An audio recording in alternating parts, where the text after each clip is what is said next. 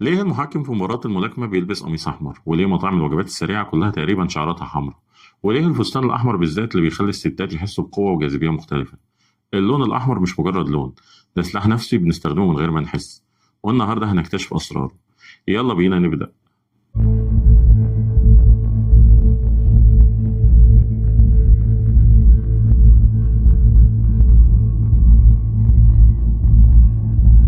تخيل معايا المشهد ده بالليل، شارع فاضي، عربية واقفة عند الإشارة والسواق مستني الإشارة تبقى خضراء. فجأة النور الأحمر بتاع الإشارة بيبدأ يعمل حاجة غريبة في دماغه من غير ما يحس. نبضات قلبه بتزيد شوية، عضلاته بتشد، جسمه كله بيدخل في حالة تأهب خفيفة. ليه؟ عشان الأحمر مش مجرد لون بنشوفه، ده لون بيكلم الجزء الأقدم في دماغنا، الجزء البدائي اللي اتبرمج من آلاف السنين يتعامل مع الأحمر كإشارة خطر. والنهاردة لسه نفس البرمجة دي شغالة جوانا، بس بطرق أذكى وأخطر بكتير. يلا بينا نعرف أكتر عن اللون الأحمر وعلم النفس بيقول لنا إيه عنه. بس الأول ما تنسوش لايك شير سبسكرايب وفعلوا زر الجرس عشان دايما يوصلكم كل جديد. سنة 1994 في جامعة رينسيلير في نيويورك، روبرت بارون أستاذ علم النفس كان بيعمل دراسة عادية جدا عن تأثير الألوان على الإنتاجية، حاجة روتينية مفيش فيها إثارة. كان عنده مجموعتين من الطلبة، المجموعة الأولى دخلت قاعة امتحان عادية لونها أبيض، والمجموعة التانية دخلت نفس القاعة بس في ورقة حمراء كبيرة متعلقة قدامه على الحيطة. والنتيجة، المجموعة اللي شافت الأحمر درجاتهم كانت أقل بنسبة 20% من المجموعة التانية. بارون في الأول ما صدقش النتيجة، فكر إن في خطأ في التجربة، كررها تاني وتالت ورابع. في كل مرة نفس النتيجة المرعبة، الأحمر كان بيعمل حاجة في دماغ الطلبة بيخليهم يأدوا أسوأ. مش عشان هم أغبياء، عشان الأحمر نفسه كان بيشتت تركيزهم ويحفز فيهم الإحساس بالفشل. بارون قرر يحفر أعمق، راح عمل تجربة تانية أغرب، جاب 200 طالب واداهم امتحان صعب، بس قبل الامتحان كل واحد أخد رقم على ورقة. نص الطلبة رقمهم كان مكتوب بالأسود، والنص التاني رقمهم كان مكتوب بالأحمر، مجرد شوية حبر أحمر. والنتيجة إن الطلبة اللي شافوا رقمهم بالأحمر حصل لهم قلق أعلى بكتير، وكان أدائهم في الامتحان أسوأ من اللي شافوا رقمهم بالأسود. ليه؟ عشان من واحنا صغيرين الأحمر اتربط في دماغنا بالغلط. المدرس بيصحح بالقلم الأحمر علامة إكس الحمراء على الإجابة الغلط، درجة راسب مكتوبة بخط أحمر كبير. دماغنا اتبرمجت إن أحمر يعني فشل. بس الموضوع ما وقفش عند الامتحانات. سنة 2005 راسل هيل وزميله روبرت بارتون من جامعة دورهام قرروا يدرسوا نتائج الألعاب الأولمبية في أثينا سنة 2004. كانوا فاكرين إنها هتبقى دراسة إحصائية عادية، بس لما بدأوا يحللوا النتائج لقوا نمط مرعب. في 4 رياضات قتالية، الملاكمة، التايكوندو، المصارعة الحرة والمصارعة الرومانية، اللاعبين اللي كانوا لابسين أحمر فازوا في 55% من المباريات. تفتكر 55% رقم بسيط؟ لا خالص. إحصائيا المفروض يكون 50% بالظبط لو الألوان ملهاش تأثير، بس 55% ده معناه إن الأحمر بيدي اللاعب ميزة حقيقية وقابلة للقياس. هيل قال في الأول أنا وزميلي فكرنا إن ده مستحيل، يعني إزاي لون هدوم ممكن يأثر على نتيجة مباراة أولمبية؟ بس راحوا حللوا 20 سنة من بيانات المباريات الرياضية، وفي كل مرة نفس النتيجة، الأحمر كان بيكسب. ليه؟ راسل هيل اكتشف حاجتين. أولا، اللاعب اللي لابس أحمر بيحس بثقة أعلى، الأحمر بيرفع مستوى التستوستيرون في جسمه شوية، وده بيخليه أكتر عدوانية وأقل خوف.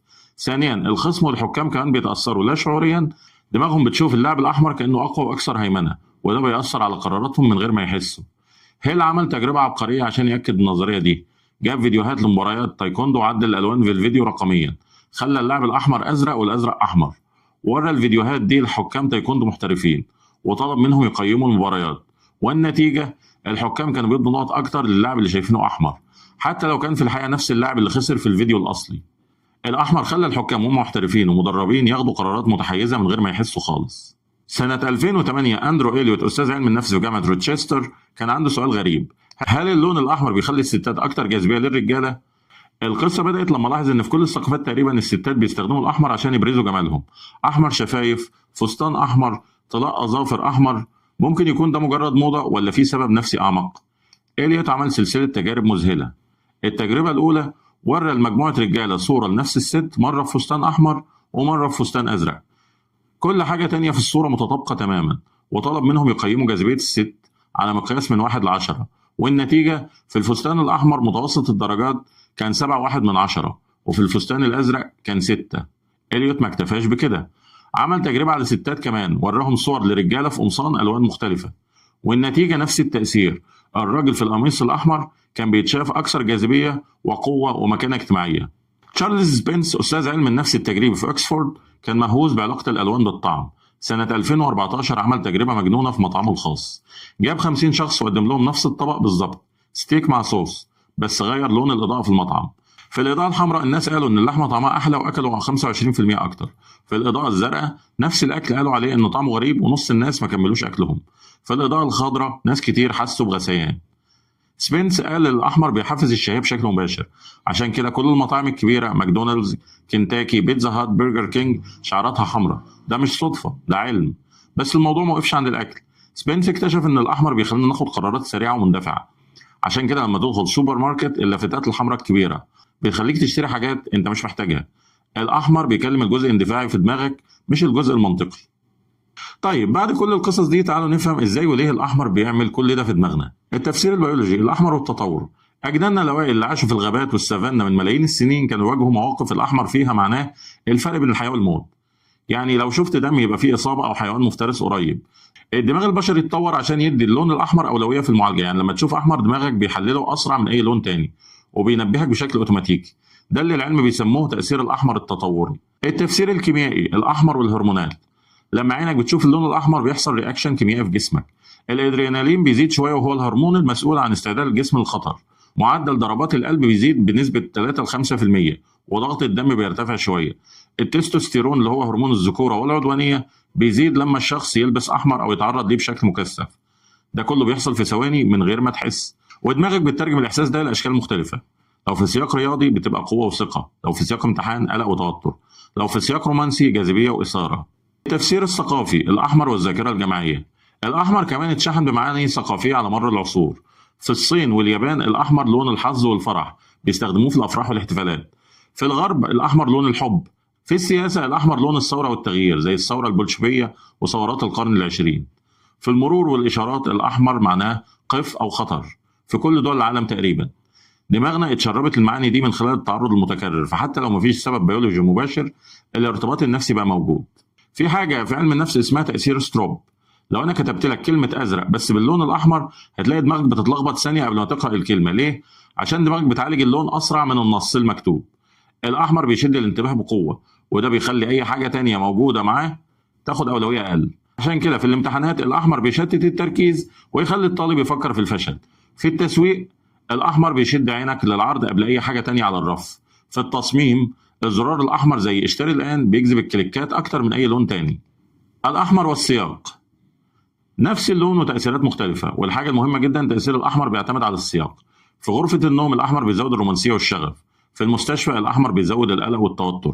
في الملعب الأحمر بيزود الثقة والعدوانية. في المطعم الأحمر بيحفز الشهية والاندفاع. يعني مفيش تأثير واحد للأحمر، التأثير بيتشكل من خلال البيئة المحيطة، توقعاتك الشخصية، خبراتك السابقة مع اللون، والثقافة اللي انت جاي منها.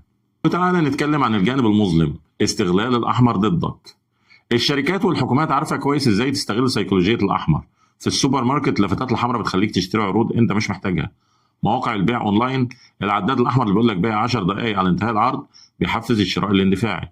في السياسة الخطابات السياسية اللي فيها عناصر حمراء، علم، ديكور، إضاءة، بتحفز المشاعر القوية والولاء. الإعلانات الأحمر بيستخدم لخلق إحساس زائف بالإلحاح زي أطلب دلوقتي. خلينا نسأل، يبقى إيه الخلاصة من كل ده؟ الأحمر مش مجرد لون، الأحمر لغة بيفهمها دماغك قبل حتى ما تفهمها أنت بوعيك. لغة اتبرمجت فيك من ملايين السنين من التطور واتشحنت بمعاني ثقافية ونفسية عميقة. الأحمر ممكن يخليك تكسب مباراة ويخليك تفشل في امتحان، أو تشتري حاجة مش محتاجها، أو تحس بجاذبية أكتر، أو تاكل أكتر، أو يخليك تاخد قرار مندفع. المشكلة إن معظم الناس مش واخدة بالها من التأثير ده. وإيه الحل؟ إنك تبقى واعي لما تشوف أحمر واسأل نفسك هو ده فعلا اللي أنا عايزه ولا الأحمر بيأثر عليا؟ أهم حاجة الأحمر قوي، بس أنت أقوى لما تفهم إزاي دماغك بتشتغل وتقدر تسيطر على ردود أفعالك وتاخد قرارات أذكى. الأحمر مش عدوك، الأحمر أداة، والأدوات في إيد الواعي بتبقى قوة، وفي إيد الغافل بتبقى سلاح بيستخدم ضده. في النهاية الألوان مش هادية، الألوان بتكلم دماغك بلغة قديمة قوية وخفية. والسؤال اللي بسيبه لك، لو الأحمر بس عنده كل القوة دي تفتكر باقي الألوان بتعمل إيه في دماغنا؟ كل لون حكاية، وكل حكاية بتغير في سلوكنا من غير ما نعرف. ولو الحلقة عجبتك ما تنساش تعمل لايك عشان الحلقة توصل لناس أكتر، تشارك الحلقة مع حد تحس إنه محتاج يفهم سيكولوجية الألوان، لحد ما تبقى واعي بكل الألعاب النفسية اللي بتتلعب حواليك. إحنا مش هنا عشان نتفرج على علم النفس، إحنا هنا عشان نعيشه ونفهمه ونستخدمه. وأشوفكم الحلقة الجاية.